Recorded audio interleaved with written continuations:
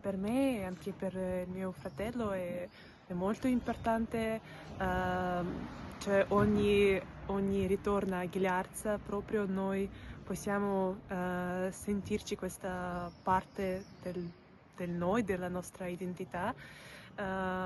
Io mm, mi sento questa grande, come si dice, rispetto e poi la responsabilità per studiare più, per crescere più, ehm, diventare una persona meglio con ogni giorno. E io ho una storia. Quando studiavo a Bologna, ho studiato a Bologna studiavo a Bologna per 3 anni.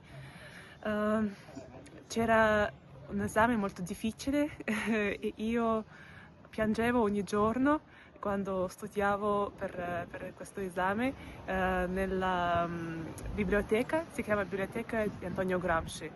E c'era il portretto del mio bisnonno vicino a me nella questa biblioteca, e quando io volevo sentire la motivazione io guardavo, come si dice, Wall,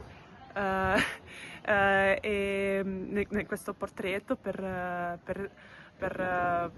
per sentire proprio la motivazione di continuare per studiare, perché questa è proprio l'opportunità per giovani.